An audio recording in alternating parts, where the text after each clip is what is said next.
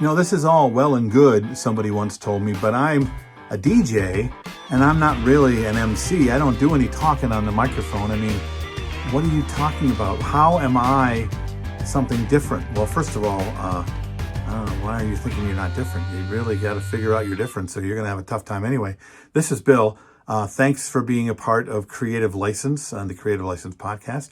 Please like in the corner, subscribe to the page, and tell as many people as possible. I'd like to, get my subscriptions up. Okay, I like to have more people that if you're enjoying it, that maybe you can share it with them. I'd really appreciate it. Thanks again to my sponsors, of course, my workshop, the Entertainment Experience, seminars and workshops, personal and consultations that I can do as well. Promo only, Disc Jockey News, the DJ NTV, DJ Event Planner, and Electro Voice. So they're all great products that I use and I think you should use too, and they support the work that I do with the Entertainment Experience and the Creative License podcast. So music, it's all you're going to do, right? All you're going to do is play music. So I'm not going to charge very much, Bill, because all I'm doing is showing up, bringing up gear, turning on the tunes, and I'm mixing. Okay, I'm not going to open a mic. I'm not bringing a microphone. So what is it, that makes what I'm doing special? Well, if you think of it that way, first of all, nothing. Nothing that makes you special, because you don't even believe that it's special, right?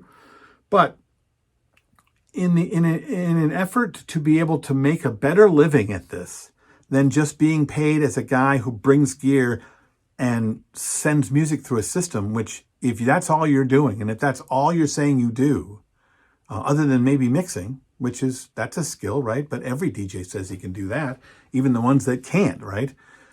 They can get a Spotify, they can put in their songs in order, and they can set their mix up so that it's pretty seamless, right? And they apparently don't care.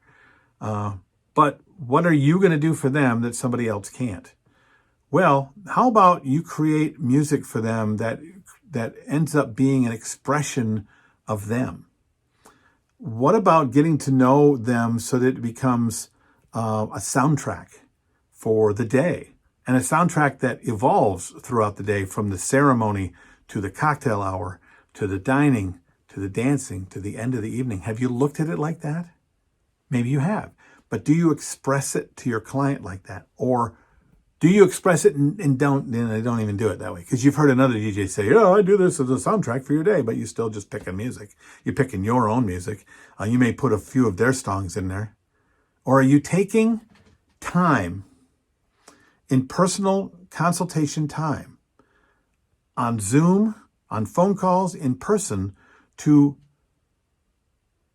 collaborate a curated list of music that will make them happy and give them the outcome that they want, as well as creating this story throughout the evening that tells the story of who they are, the story of their evening, a soundtrack for the day? It's more, isn't it?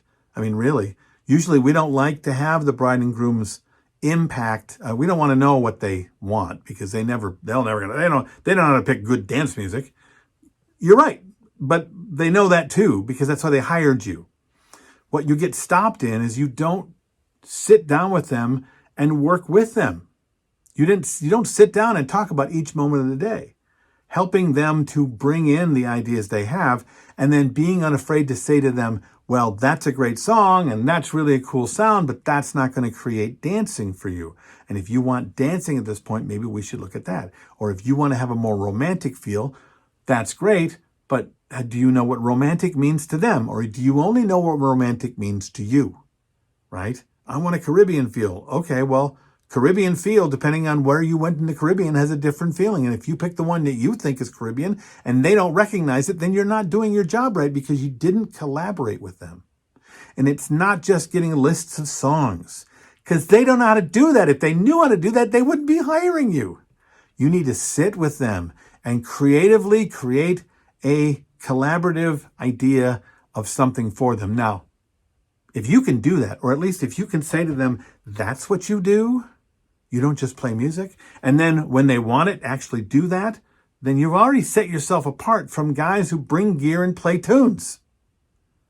Those guys are making that much money, because they all make about that much money for that. which isn't much, which is exactly what people expect. And they also expect he's going to do that much, and he's probably going to be rude about it because it's, I know better than you. How do you show up different? Why aren't you showing up different? You can show up different in every bit of what you do. And I know that there are MCs that are also DJs and DJs that are also MCs. And there's MCs that aren't DJs and DJs that aren't MCs. But this is all the one thing. Show up different. If you show up different than the other people out there, you can mark your territory and charge whatever you want. Market price has nothing to do with anything when you can show that no one shows up the way that you do.